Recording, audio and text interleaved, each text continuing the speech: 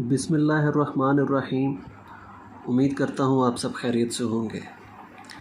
मैंने long questions के portion पे 3 वीडियोस बना दी हैं। इस सीरीज़ की ये चौथी वीडियो है। टोटल 5 वीडियोस में हम तमाम लॉन्ग क्वेश्चंस को कवर करने की कोशिश करेंगे। तो आज की वीडियो में मैं क्वेश्चन नंबर 5 पे डिस्कशन करूँगा। लॉन्ग क्वेश्चंस आपको पता है इस तरह पूछे जाते हैं, जैसे ये सेक्शन सी में अटैम्प्ट एनी 2 क्वेश्चंस।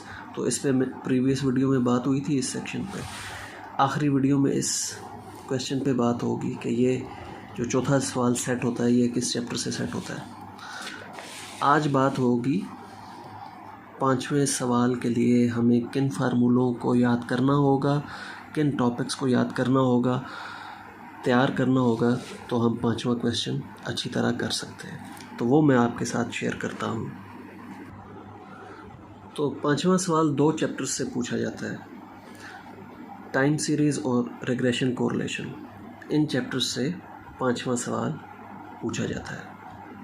तो रिग्रेशन और कोरिलेशन का जो पोर्शन होता है वो बड़ा आसान होता है। आपको सिर्फ रिग्रेशन लाइंस का पता होना चाहिए। Regression line y on x का ये फार्मूला है, regression line x on y का ये फार्मूला। ये 2 तरह की लाइंस हैं जो आप पढ़ते हैं। तो इस लाइन में a और b की वैल्यूज़ आपको पता होनी चाहिए कि कैसे कैलकुलेट होती हैं। b का ये फार्मूला है, a का ये फार्मूला है। आपको क्वेश्चन में x और y के कॉलम दिए जाएंगे। x और y के कॉलम दिए जाएंगे। आपने कौन कौन से कॉलम्स बना लेने होते हैं ये नोट कर ले। एक्स वाई का कॉलम, एक्स स्क्वायर का कॉलम, वाई स्क्वायर का कॉलम, ये 3 कॉलम्स आप ख़ुद बनाते हैं। ठीक है, फिर ये सारे के सारे फार्मूले आप अप्लाई कर सकते हैं। तो आपसे regression line y on x पूछ सकता है, एक्स ऑन वाई पूछ सकता है, या दोनों पूछ सकता है। ये अब आपने डिसाइड करना होता है क्वेश्चन में पूछा गया है। फिर इससे आगे क्या चीज़ पूछी जा सकती है, सम ऑफ रेजिडुअल्स या एरर्स, ये 0 के इक्वल प्रूफ करें, ये चीज़ पूछी जा सकती है।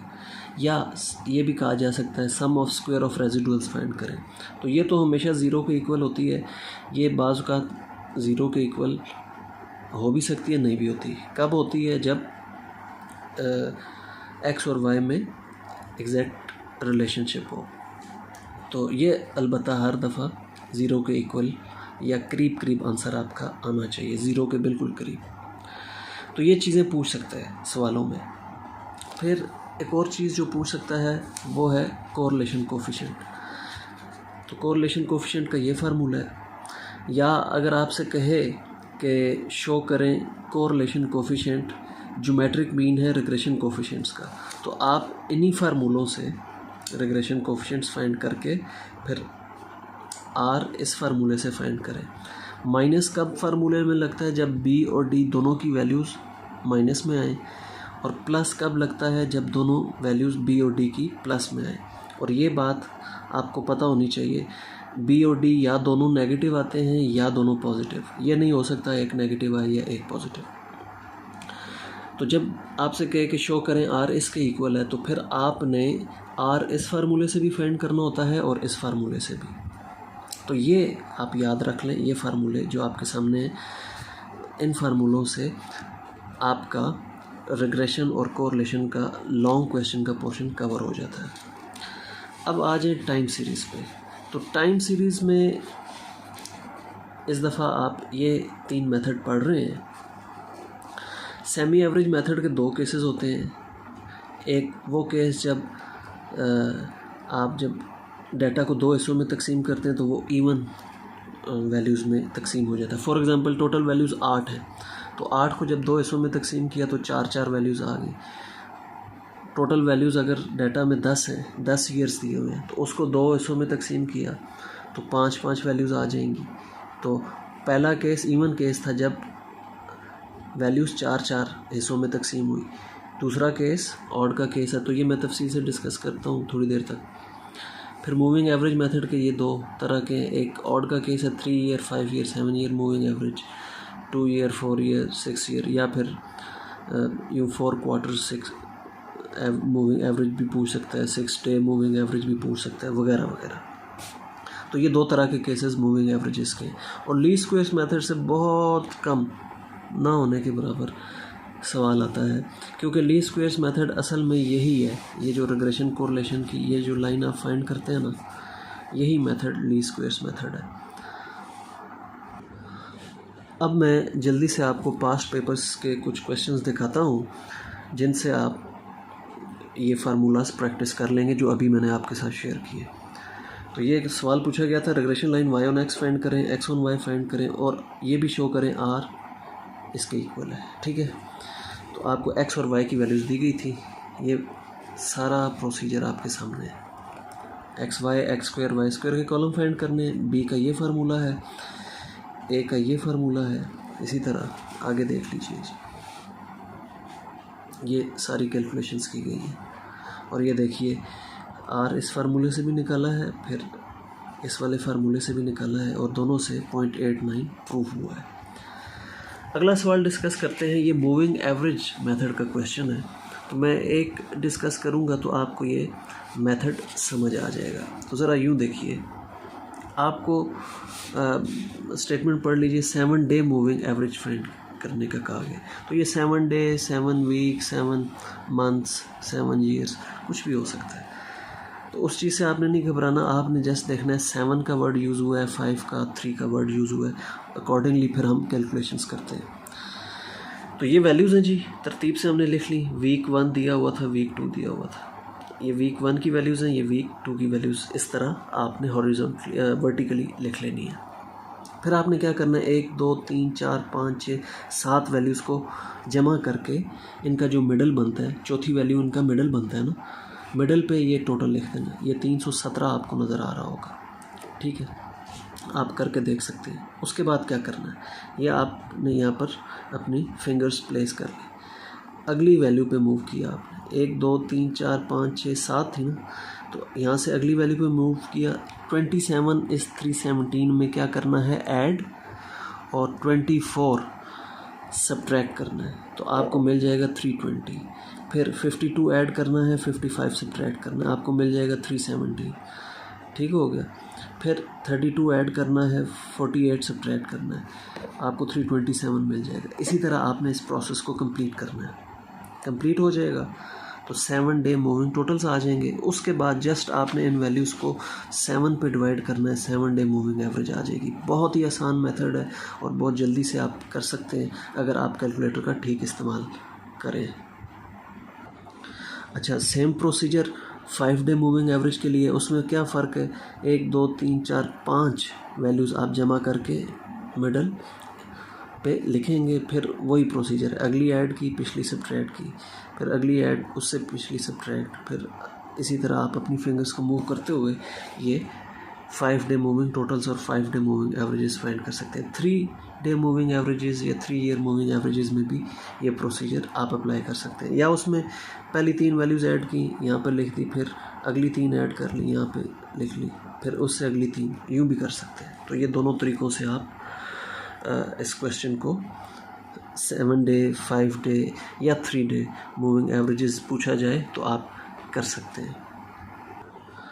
तो मूविंग एवरेजेस पे बात हो रही थी, 3 5 7 वाला केस मैंने डिस्कस कर लिया। अब 2 4 और 6 वाला देखते हैं। तो ये सारे एक तरह के होते हैं, 2 4 6 एक तरह के होते हैं, 3 5 7 एक तरह के होते हैं। तो 4 ईयर्स सेंटर्ड मूविंग एवरेज का यहाँ हमसे सवाल पूछा गया था। 4 क्वार्टर मूविंग एवरेजेस भी पूछ सकता है। तो आपने सबसे पहले क्या किया, ये देखें, ये वैल्यूज़ लिखी हुई हैं, आपने 4 ईयर मूविंग टोटल्स फाइंड करने हैं। कैसे फाइंड करने हैं, उसी तरीके से 1 2 3 4 वैल्यूज़ को जमा किया। यहाँ पर एक मसला आता है कि ये जो टोटल है ये ईयर के सामने नहीं आता बल्कि इनके दरमियान आता है, क्योंकि 4 वैल्यूज़ का दरमियान ये बनता है, ठीक है। तो ये दरमियान में लिखेंगे। फिर अगली वैल्यू ऐड की, पिछली सब्ट्रैक्ट की इसमें, तो ये नंबर आ गया। अगली ऐड की, पिछली सब्ट्रैक्ट की, ये नंबर आ गया। फिर उससे अगली ऐड की, ये वाली सब्ट्रैक्ट की, ठीक है, ये नंबर आ गया। फिर ये ऐड की, ये सब्ट्रैक्ट की, ये आ गया। तो यहाँ तक आप रुक जाएंगे। अब इसमें मसला आता है सेंटरिंग का। सेंटरिंग से मुराद ये है कि ये वैल्यू 1356 94 और 95 के दरमियान है, 1389 95 और 96 के दरमियान है। तो आपको ये ईयर्स के सामने लेकर आनी है। उसके लिए हम एक प्रोसेस है, उसको सेंटरिंग कहते हैं। तो सेंटरिंग करने के लिए आप फिर से इन दो वैल्यूज़ को ऐड करते हैं। कुछ टेक्स्ट बुक्स इसको हेडिंग देती हैं कि 2 ईयर सेंटर्ड मूविंग टोटल्स। तो मैं 4 का वर्ड यूज़ कर रहा होता हूँ ताकि कन्फ्यूजन ना हो कि ये 4 ईयर वाला मेथड, 2 ईयर वाला मेथड, 6 ईयर वाला मेथड मिक्सअप ना हो जाए। तो इस हेडिंग से आप ना घबराएं। आप देखें प्रोसीजर कैसे आगे बढ़ता है। अब आपने दो वैल्यूज़ को जमा करना है। इन दो को जमा किया, मिडल पे लिख दिया, तो अब ये मिडल 95 के सामने आएगा। आप जब 4 ईयर वाला या 6 ईयर वाला, 2 ईयर वाला मेथड करें तो एक लाइन छोड़ दिया करें, उससे ज़रा बेहतरी हो जाती है। मतलब आप 93 लिखें, फिर एक लाइन छोड़ के 94 लिखें, फिर एक लाइन छोड़ के 95, इसी तरह वैल्यूज़ भी उनके सामने लिखें, तो फिर आपको सेंटर में लिखने में प्रॉब्लम नहीं आती, जैसे इस प्लेन पेज पे प्रॉब्लम आ रही है। तो ये इन दोनों वैल्यूज़ को जमा किया, ये लिख लिया, इन दोनों को जमा किया, ये लिख लिया, एंड सो ऑन। और उसके बाद आपने इन वैल्यूज़ को 8 पे डिवाइड करना है। क्यों? क्योंकि ये इन दो का टोटल है और ये 4 वैल्यूज़ का टोटल था, ये 4 वैल्यूज़ का, तो ये 8 वैल्यूज़ का टोटल होगा। इस वजह से ये एवरेजेस फाइंड करने के लिए हम इन्हें 8 पे डिवाइड करते हैं। 2 ईयर मूविंग एवरेज का तरीकाकार भी यही है, 6 ईयर मूविंग एवरेज का तरीकाकार भी यही है। उसमें फ़र्क क्या है कि पहले 6 ईयर वाले में 1 2 3 4 5 6 वैल्यूज़ ऐड करके मिडल पे लिखते हैं, फिर उससे अगली ऐड, पिछली सब्ट्रैक्ट, अगली ऐड, पिछली सब्ट्रैक्ट, ठीक है। और 2 ईयर मूविंग एवरेजेस में क्या करते हैं, दो वैल्यूज़, पहले ये 2 का टोटल किया, यहाँ लिखा, फिर इन 2 का टोटल यहाँ लिखा, इन 2 का टोटल, ठीक है, और फिर उनको सेंटर करते हैं, अगेन दो वैल्यूज़ का टोटल लेते हैं। तो 2 ईयर, 4 ईयर और 6 ईयर का प्रोसीजर सेम है। 2 ईयर वाले मेथड में हम आखिर में आके 4 पे डिवाइड करते हैं, 4 ईयर वाले मेथड में आखिर में आके 8 पे डिवाइड करते हैं, और 6 ईयर वाले मेथड में आखिर में आके 12 पे डिवाइड करते हैं। चंद मज़ीद क्वेश्चंस दिखा देता हूँ ताकि आपको वैरायटी का अंदाज़ा हो जाए। ये एक सवाल था, एक पेपर में पूछा गया था। इसमें आपसे पूछा गया था find y hat. Y hat आपसे पूछा गया था, फाइंड करें। तो वाई हैट तभी निकल सकता है जब वाई निकले, वाई निकल आए, जैसे ये वाई हैट की इक्वेशन निकल आई है, ठीक है। ये असल में यही है, इसी इक्वेशन में ए और बी की वैल्यूज़ पुट करके हमने ये इक्वेशन निकाली है। यहाँ पर जस्ट हम हैट इसलिए लगा देते हैं, ये शो करने के लिए कि ये एस्टिमेटेड इक्वेशन है।